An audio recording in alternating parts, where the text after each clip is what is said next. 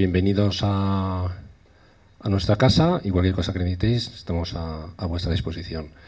El ponente no, el moderador elegido es un moderador de primera, lo conozco desde hace muchos años cuando teníamos intensos debates televisivos sobre Gibraltar y por lo tanto yo creo que, bueno, pues que eso se sabe, eso ya, claro, eso. Por lo tanto, creo que va a ser un buen moderador. Paul es escocés, no es inglés, es escocés. Es una cosa que hay que aclarar. Tengo sangre inglesa. Tiene sangre inglesa, pero tiene 2 hijos militares españoles.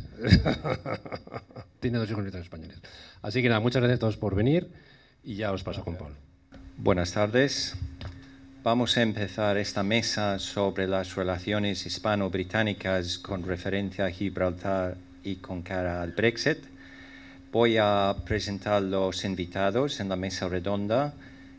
Empezamos por Dirk Hazel, que es líder del Partido Popular Europeo en el Reino Unido, el movimiento conservador pro-europeo, que todo el mundo conoce, el Partido Popular Europeo. Enseguida paso a Luis Asua Brunt, que es abogado y político español.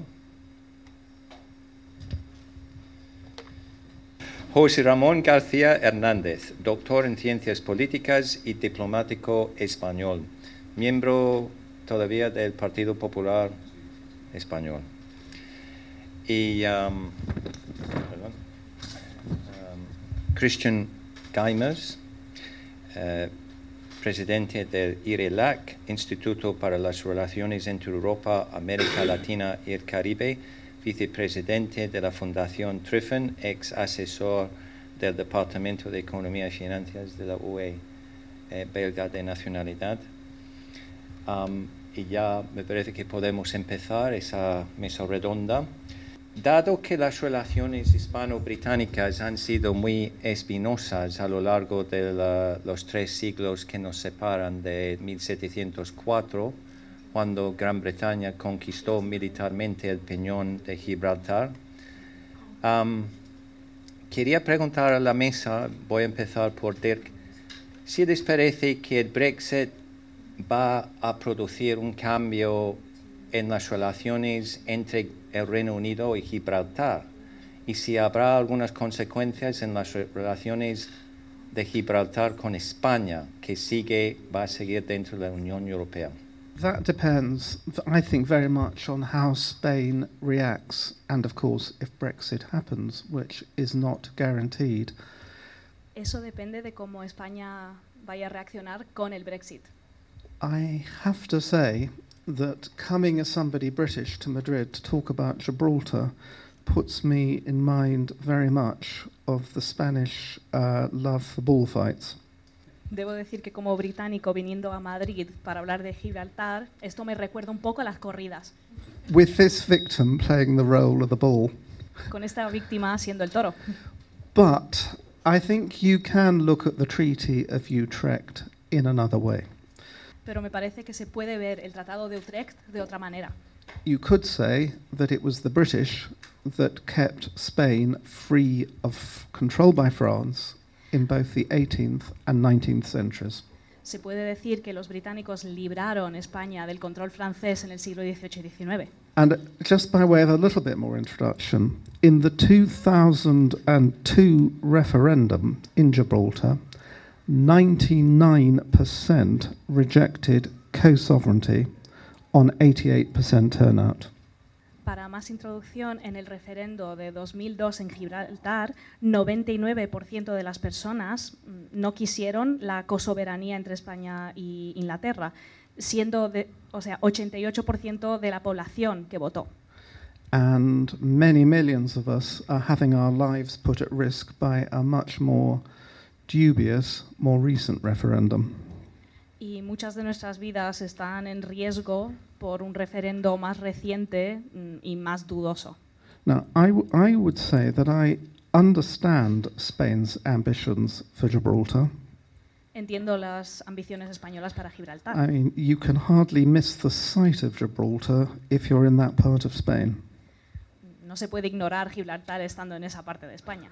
But the European Union is based on democratic values. That's one of its great strengths. Pero la Unión Europea se basa en valores democráticos, siendo esa una de sus grandes fuerzas. So, as a direct answer to your question, I would say that if Spain wants to pursue ambitions in Gibraltar, the best thing is to persuade the people of Gibraltar with love and not with threats. Pero como respuesta directa, si España quiere seguir sus ambiciones en Gibraltar, entonces hay que enseñarle amor al pueblo de Gibraltar si España quiere seguir sus ambiciones ahí y no amenazas. And can I say just two other sentences, very briefly? Depending on the measure, the UK spends 4 or 5 times more on defence than does Spain. Dependiendo del contexto, de la medida, el Reino Unido se gasta 4 o 5 veces más dinero en defensa que España. And I can see from the body language of my friend on the right, from the Partido Popular, he may not agree with what I'm saying, but I think it's not necessarily obvious that the British Armed Forces should lose their base in Gibraltar. I don't see how that helps Spain. So love is not going to work. Veo por el lenguaje corporal de mi compañero del PP que no está muy de acuerdo, pero que no veo necesariamente que sea... It would not be good for Spain to lose a NATO ally that's so strong in Gibraltar. No sería bueno para España perder un aliado de la OTAN en Gibraltar. And going back to where you started, which is the specific reference to Brexit and a possible barrier between a member state and a non-member state, I am... Okay. Y volviendo al caso del Brexit o las barreras entre un Estado miembro y un Estado no miembro, I'm much too polite to comment on Spain's policy to Ceuta and Melilla. soy demasiado educado para hablar de las políticas de España relativo a Ceuta y Melilla. Para muchos españoles que somos muy anglófilos, y en mi caso pues mi madre es inglesa, Gibraltar es un drama. Gibraltar es una herida que tenemos que llevar. Creo que es apócrifo, pero Churchill decía que esa maldita roca nos evitó el aliado natural que tenía el Reino Unido, que no era Portugal, sino España. Y creo que en la época de Jorge III incluso hubo un intento de devolución de Gibraltar a la corona de España, y el que se opuso fervientemente fue el francés, el gobierno francés o la corona francesa, porque no quería que ese acercamiento Francia-España se perdiera con una alianza lógica y natural que sería con el Reino Unido.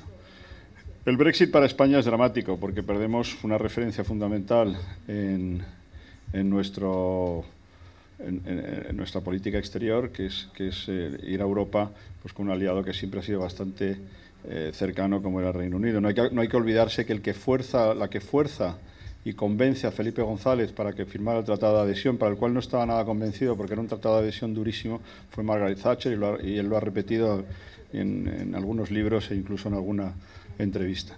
Es decir, es dramático, pero bueno, está aquí José Ramón Joserra, que es un gran diplomático y seguro que encuentra alguna forma de atraer a los gibraltareños, porque los gibraltareños no hay que olvidarse que en el referéndum del Brexit del 2016 votaron casi el 99% en contra. Es decir, que a lo mejor podemos decirles que utilicen el Brexit para seguir siendo más miembros de la Unión, bajando un poco la frontera. No sé, eso ya son cosas de diplomáticos y de acuerdos que se podría trabajar de alguna forma, porque ahí nace una oportunidad. Vamos, lo digo como intuición y a lo mejor es un disparate lo que estoy diciendo. Muchas gracias a todos. Yo estoy encantado de compartir el panel con ustedes y sobre todo con mi colega Dirk Hassel, que hacía mucho tiempo que no lo veía y que hemos compartido muchas sesiones en Bruselas, ¿no?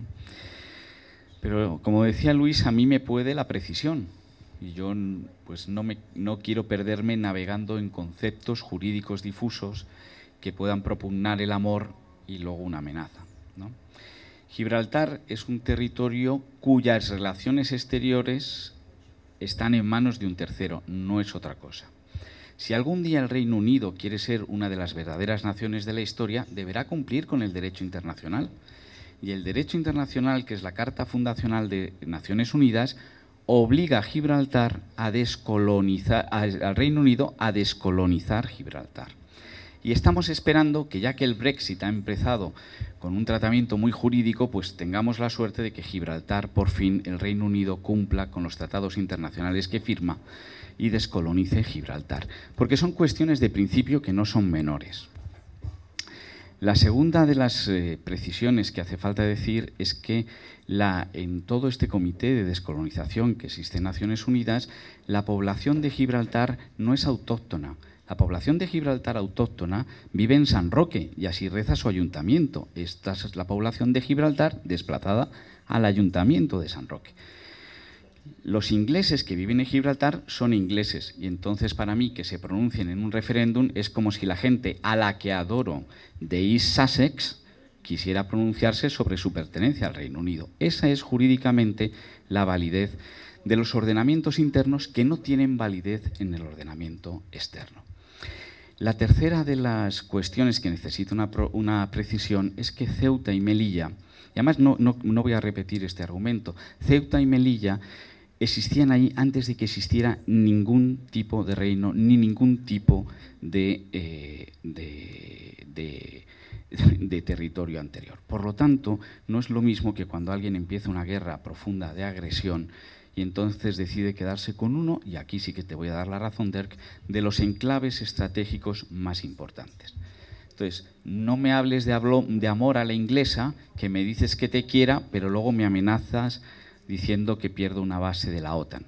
Cuando se estuvo más cerca, y esta es una pena, que los gobiernos conservadores de Aznar estuvieron muy cerca de los gobiernos laboristas de Blair, a punto de resolver este tema, y se propuso de forma muy generosa que esa base naval pudiera ser de titularidad británica, pero bajo el paraguas multinacional que ofrecía la OTAN. O sea que vías de solución siempre se encontrarán. ¿Cuándo no hay vías de solución? Cuando la gente no quiere ceder. Pero voy a lo mismo. Yo no creo que las relaciones entre el Reino Unido y España históricamente hayan sido, que me encanta la palabra en inglés, thorny, espinosas. No. Son las que hay entre dos países que tienen una ambición universal. Y entonces cuando uno, bueno, pues tú dijiste que era doctor y entonces puedo presumir, mi doctorado es sobre un político irlandés que es inglés, que se llama Edmund Burke. Claro, que eso es un político de verdad. En eso te provoca que tú, cuando tienes dos visiones políticas y antropológicas diferentes, pues tengas que chocar. Y hay factores religiosos, hay factores políticos, hay factores de evolución democráticas que son distintos. Para terminar, Dirk, cuando uno lee la biografía de Harold Macmillan, que siento citar a otro no conservador, decía, y lo publica en sus memorias, cuando España sea democrática, no habrá ningún inconveniente para que Gibraltar vuelva a formar parte del Reino de España. Pues, Dirk, yo ya no me chupo el dedo, a ver cómo lo traduce Tania. ¿Vale? Y entonces me temo que tendremos que llevarla con llevanza. ¿Qué ocurre con el Brexit? ¿Qué cambia y qué no cambia el Brexit respecto a Gibraltar? Pues ocurrió que el gobierno del Partido Popular introdujo el punto 25 de las coordenadas en que tenía que negociar la Comisión Europea con el Reino Unido el Brexit, diciendo que ningún acuerdo que afectase a Gibraltar podía llegarse si no había un acuerdo previo entre el Reino Unido y España. Eso desaparece en las negociaciones de Michel Barnier de una forma un poco espuria, por decirlo así, pero que al gobierno español, que es el que sale de la moción de censura, le parece válido. ¿Qué ha intentado el gobierno actual respecto a Gibraltar? Firmar 5 protocolos, que esa es la vía de colaboración que se tiene que imponer en el momento actual. Cuando yo estaba en el papel me parecía que se había cedido un protocolo que era el del aeropuerto, que no, se había dejado caer y que hubiera afectado al debate fundamental, que no solo el de Gibraltar, sino es el del Brexit, que es la diferencia que trae el siglo de la posverdad, y lo vemos en más conflictos en el mundo, entre soberanía, si cedes o no cedes soberanía, o si estás cediendo o no estás cediendo funciones, como son dos cosas distintas. Pero está claro que la importancia de Gibraltar en el campo de Gibraltar, es decir, con toda la comunidad autónoma de Andalucía, es capital. Que hay que llegar a acuerdos sobre pensiones, que hay que llegar a acuerdos sobre trabajadores fronterizos, sobre sanidad. Y esa es la forma en que tenemos que conllevarla. Algún día veremos los demás que el Reino Unido cumple con el derecho internacional. Pues sería estupendo. ¿Y el Brexit sería una buena oportunidad? Pues lo que no tiene sentido es que estas naciones que tienen, y yo coincido con Luis, una extraordinaria visión compartida, una alianza compartida, que van a tener una relación extraordinaria dentro de la Unión Europea y si finalmente, y aquí comparto el diagnóstico de Dirk, si finalmente el Brexit ocurre, también la tendrá. Y es una pena que entre naciones amigas no se pueda llegar a un acuerdo y que parezca que en función de las ventajas eso distorsiona. Pero también dice mucho de quién ejerce la política en Gibraltar, cómo la ejerce y con qué medios. Bueno, soy neutro en este asunto por no ser ni británico ni español y visto desde Bruselas, pero no de las instituciones, me parece un poco anticuado esta pelea, en el sentido siguiente. Entiendo muy bien las heridas en España, pero yo pienso que dada la gravedad de otros aspectos, debería ser, como tú lo dijiste, muy posible de llegar a un tratado que permitiera, con un poco de creatividad, de tener Gibraltar bien integrado a su hinterland español, sin prescindir de la Royal Navy por ahí. No veo en qué molesta tanto... Incluso nos quedamos con los monos, si quieren. Sí, que son... Bueno, para mí, lo siento decirlo, pero el nacionalismo sobre una roca me parece fuera de proporción de la gravedad de lo que pasa en el mundo. Reconociendo la heridas y que entre dos estados racionales debería ser posible llegar a un acuerdo sin que sea una derrota para uno o el otro. Por el momento es una derrota efectivamente para un lado. Considero que con un poco de tiempo se podría llegar a un acuerdo. Well, thank you. Thank you for throwing me that question. And good evening, and thank you very much for the invitation. It is great pleasure to be here, and I will do my best to assist you in understanding the mess that is Brexit and what's going on now. My colleague sitting next to me, Dirk, said there's nothing good that has come out of Brexit.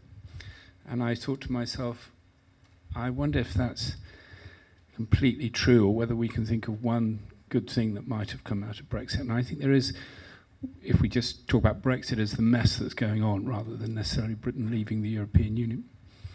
And I think the only thing that I could think of, and this is the answer to your question, is that we do now have in Britain, I think probably for the first time, a really strong, powerful, pro-European grassroots movement. Perhaps the one positive thing that has come out of Brexit so far is that we do have a very strong pro-European movement now in the UK with real power and real momentum, and really that has found its voice and will, I believe, ultimately be strong enough to stop Brexit. I've got a second thing to say, but we're stopping for the translation. Okay, sí, gracias. Mi compañero decía que nada positivo ha salido de Brexit. Yo creo que por lo menos una cosa positiva sí que ha salido, es que hemos encontrado ahora una voz fuerte de identidad y un movimiento de identidad también que, si se junta, puede hacer que Brexit no ocurra al final. I think the second thing, and indeed the polls, an average of 300 polls in the last few years have shown that that Britain wants to remain. So it's not true that Britain still wants to leave. The second point to say is that how do you explain this paradox? I think what I need to say to you there is that from the outside, you probably think that Brexit is to do with Europe, has something to do with Europe and the European Union. It doesn't really. It's not really to do with Europe. It's to do with something else. It's to do with who has power in Britain and what they want to do with it. And if Theresa May, who famously said Brexit means Brexit, which doesn't mean anything, we now have, what it meant for her, in fact, was trying to keep the Conservative Party together. And you might say, well, she was more interested in the Conservative Party than the national interest. But then I would reply to her, well, she thought those two things were the same. The interest, keeping the Conservative Party together was in the national interest for her. But she did have some respect for the institutions. Yeah. Desde hace varios años hemos hecho unas 300 encuestas más o menos, y estas 300 encuestas muestran que las personas se quieren quedar en la Unión Europea. En segundo lugar, ¿cómo explicamos esta paradoja? Desde fuera pensamos que la situación del Brexit está vinculada a Europa y a la Unión Europea. Eso no es verdad. La situación del Brexit tiene que ver con otra cosa, con el poder. ¿Quién quiere poder y qué quieren hacer con este poder? Recuerdo la frase que dijo Theresa May: el Brexit significa el Brexit, lo que no significa absolutamente nada.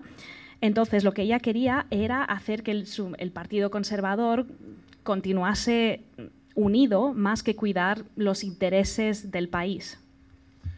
Whereas, just very shortly, if I may, for Boris Johnson, and this is my phrase, so quote me please if you repeat it, Brexit means Boris. And what does Boris mean? You know? What does Boris want? Boris wants to be Prime Minister for 10 years. He wants to win a big majority and then carry on for another 5 years. The thing about the reason that Boris and others don't like the European Union, want to leave it, is not because they have some... Boris Johnson studied at the European School in Brussels. He knows about the European Union. He could make the argument entirely the other way, and would do, and has done in the past if he thought it was in his interest. So let's just forget about that. The thing about the European Union is that it is stopping Boris Johnson and the people who support him from doing things that they would otherwise be able to do, and that is why they want to remove themselves from the European Union. And just a word of warning, when they finish it, well, except we'll stop, they have to be stopped, if they manage to get Britain out of the European Union, they won't stop there. I believe there's really a danger that they will go on to try to take Britain out of the Council of Europe, out of the European Convention of Human Rights. It's a phrase that people that support Boris Johnson don't like, because it's got the word Europe in it, it's got the word human in it, it's got the word rights in it, it's got the word convention, all the things that they react to natively. But they do it for the same reason, because the European Convention of Human Rights, just like the European Union, is an impediment. It's not because they have any view about Europe or the European Union, or they're interested in the European Union. They're interested in what they want to do.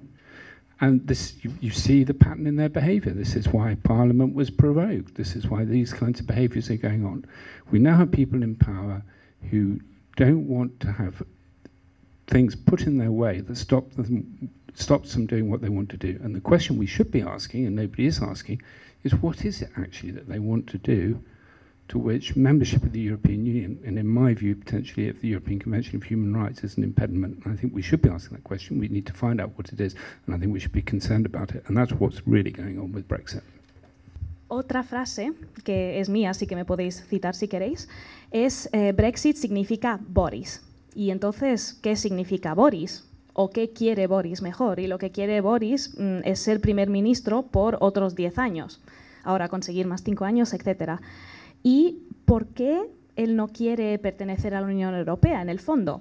Y él conoce muy bien Europa, porque Boris estudió en la Escuela Europea en Bruselas. Entonces, mi conclusión es que la Unión Europea está poniéndole trabas a Boris en sentido de las cosas que quiere hacer. Entonces, yo aviso que si el Brexit al final tiene éxito y ocurre, esas personas, Boris Johnson, etcétera, van a seguir haciendo lo que quieren. Entonces, esto no es solo salir de la Unión Europea, puede ser salir de la Convención Europea de Derechos Humanos, que tiene las palabras derechos, tiene la palabra humano, etcétera, nada y ninguna de esas palabras le gusta mucho a Boris Johnson. Entonces, la Convención Europea de Derechos Humanos es un impedimento, es una traba, y les interesa lo que quieren hacer y lo que pueden hacer, y por eso están teniendo este tipo de comportamiento. Las personas que están en el poder no quieren ningún tipo de obstáculo, y la pregunta que tenemos que hacernos, plantearnos muy en serio, es ¿qué quieren hacer? ¿Qué quieren en el fondo? ¿Concluimos ya la mesa redonda? Bueno, nosotros estamos explicando el panorama actual que hay tanto en la visión europea como la visión española o la visión inglesa. Desde nuestro instituto trabajamos por soluciones, por crear puentes de entendimiento, como dije antes. Entonces, una de las teorías que estamos intentando promover a nivel europeo es una teoría que creamos Christian Gimmers y yo en 2017, se publicó en Madrid y también se publicó en Milán, donde retomamos una teoría de los años 30 de la Europa de las tres regiones, pero la reformamos. Entonces, nosotros creemos profundamente que el problema principal que tiene la Unión Europea es un problema identitario. Ese problema identitario conlleva también un ajuste macroeconómico. Entonces, tenemos tres grandes identidades europeas, si seguimos lo que son las líneas de las lenguas indoeuropeas. Lo que es el movimiento o la identidad de Europa del Sur, la Europa del Este y la Europa anglosajona, germánica, etcétera, junto con la nórdica. Podríamos decir que son cuatro, pero bueno, nosotros las juntamos en tres. Tenemos una frase muy bonita en la que, bueno, nosotros pensamos que la Unión Europea es como un caleidoscopio. Tiene una luz muy diferente a otros continentes y a otros estados. Es una luz que está compuesta por diferentes cristales que tienen su luz propia, pero juntos creamos una luz muy definida, que es la marca de Europa: el bienestar, los derechos humanos, una forma que viene de muy antiguo de concebir la existencia dentro del continente europeo. Entonces, desde el Instituto, lo que estamos promoviendo a través de nuestro Club de Democracia Occidental es empezar a promover este tipo de charlas en todos los países que están disconformes con esta gestión que se salta, y bueno, Cristian lo podrá explicar mejor, se salta el principio de subsidiariedad básico de la Unión Europea, entrando en cuestiones de soberanía que realmente no debería de entrar. Los populismos vienen porque te sientes atacado en tu identidad, te sientes atacado en tu forma de vivencia, y eso es lo que está haciendo ahora esa gestión franco-alemana, que desde nuestro punto de vista, bueno, el Tratado de Versalles ya quedó muy lejos. Europa no es Alemania ni Francia. Europa es Grecia con la democracia, Europa es Italia con el Imperio Romano, los dos imperios británicos y españoles, el Imperio Nórdico. No es solamente Alemania manipulando la Unión Europea y Bruselas, ¿no? Entonces, curiosamente, hemos empezado a hablar con algunos partidos políticos, algunos movimientos sociales, sobre todo de gente de 40, 50 años, que están cansados de escuchar sobre el pasado y lo que quieren es una política para el futuro, para el presente y para el futuro. Como española y una mujer de 40 años, pues sinceramente en España estamos hablando sobre una guerra que hace dentro de 20 años hará un siglo. Y no estamos hablando sobre que personas jóvenes se tienen que ir del país para poder trabajar de una manera profesional, sobre los problemas de la sanidad. En Inglaterra pasa 3/4 de lo mismo. Tengo muchísimos amigos de mi edad que están hartos de este tema del Brexit, porque también esto implica una vuelta al pasado. El voto rural en Inglaterra tuvo mucho peso específico porque, claro, pues, en las ciudades de las capitales no ganó. Y cuando estás ahora, hoy en día, en Inglaterra o en Reino Unido, bueno, es que hay movimientos de millones de personas en la calle cada mes pidiendo que se queden.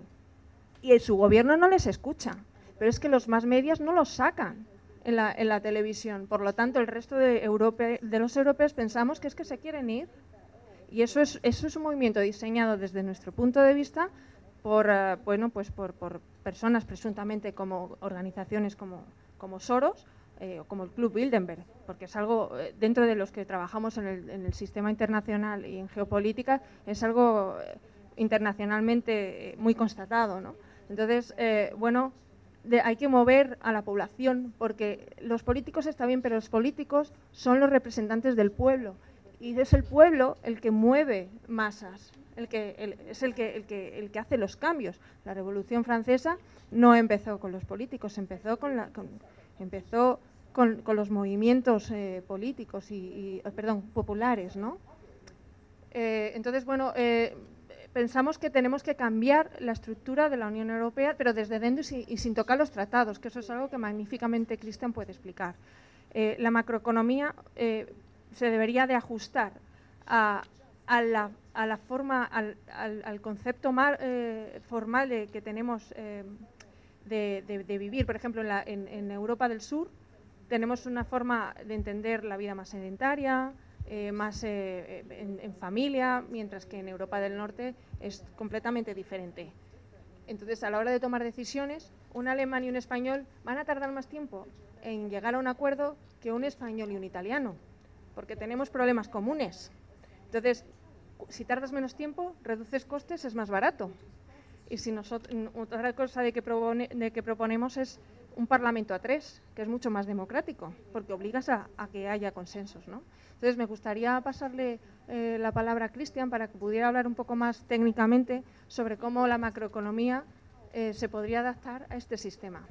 Sí, gracias. Efectivamente, queda muchas posibilidades sin necesidad de cambiar el tratado.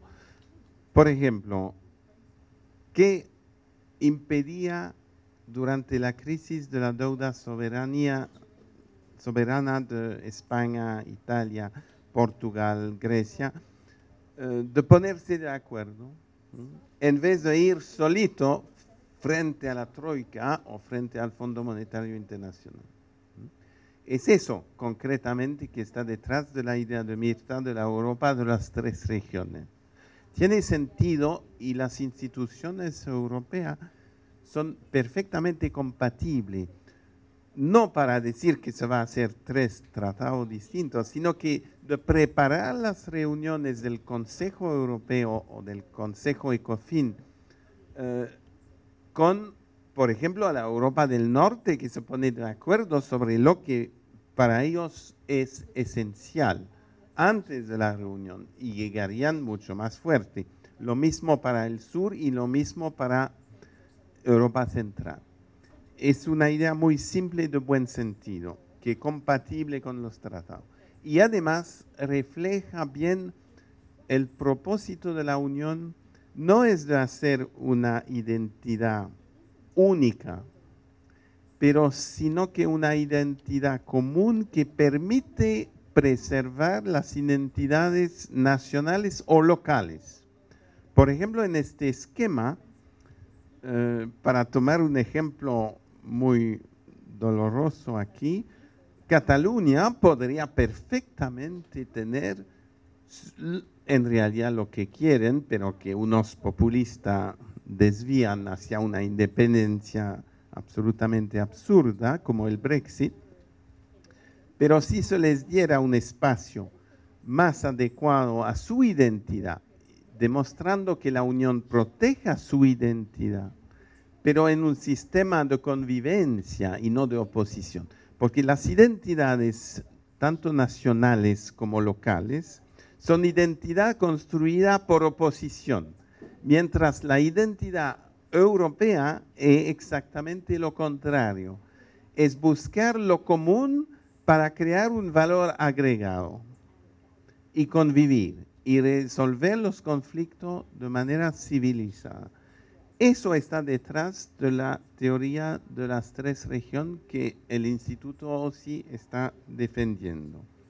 Y que es una de las modalidades en la cual los británicos podrían perfectamente sentirse mucho más cómodos y respetados, porque no fueron bien respetados y es parte del Brexit.